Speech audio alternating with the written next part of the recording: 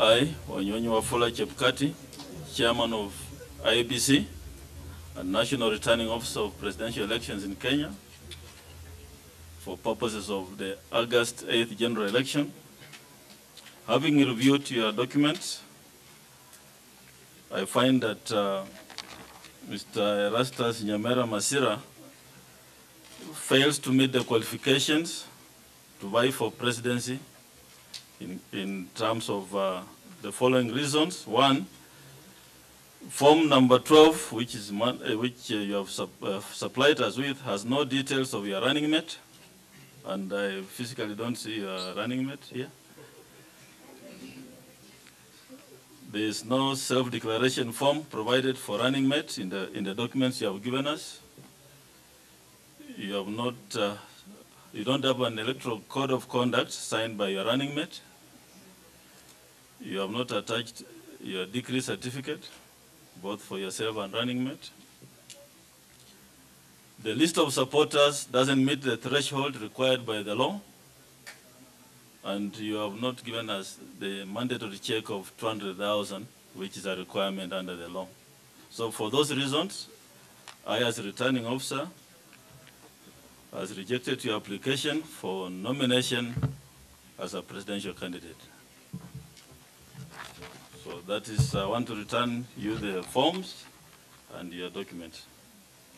Maybe when you want to try again, you'll be a little bit more organized than this. Thank you. Yes.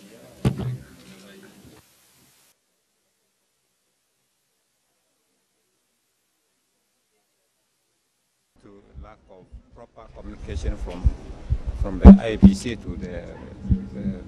to the aspirants, and actually to not the proper civic education carried on by the IEBC. You say there's no proper communication, but then again, identifying a running mate is your responsibility. How did they not communicate properly? Yeah, of course, I have got running mates, but there were conflicts between the running mates.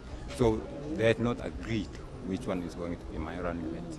But you're the candidate, so you have to choose the running mate. Which one have you chosen?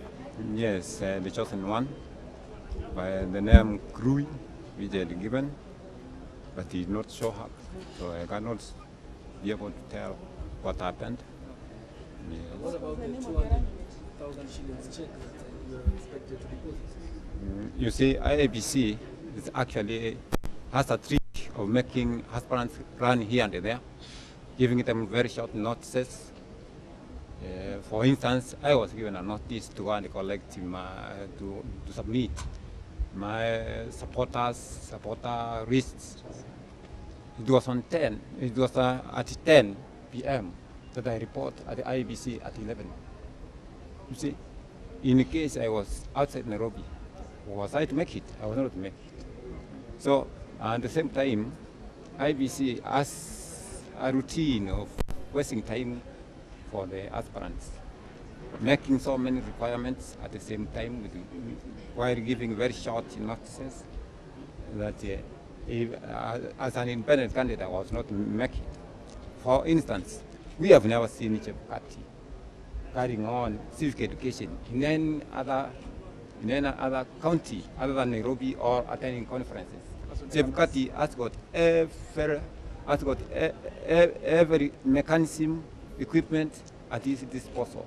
But has he ever carried any civic education in another country? You're blaming the IEBC, but it is your responsibility to even collect signatures. Really, why didn't you get there?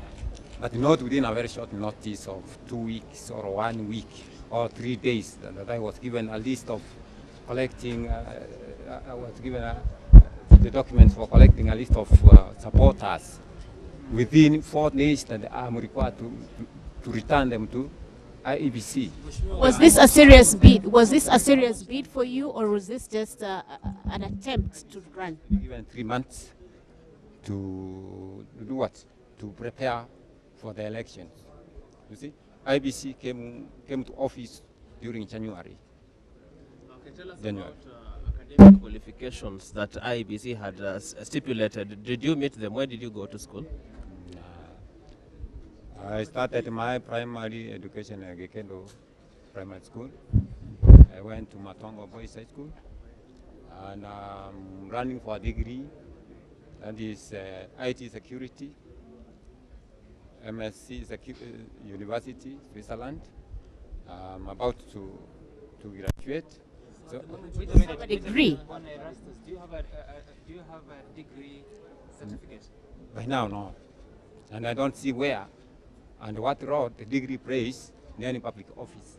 A degree is just a paper. And public offices, they want delivery of services and not papers. But basically, Right. it seems there are so many requirements that you had not met. Why then did you go ahead and submit your application to the IEBC to be a presidential candidate? I was cleared in 1997 to stand for election as a president of the Republic of Kenya, and at the same time, the member of parliament. I don't know whether once the new constitution came into force, that they had to reduce some Kenyans' rights.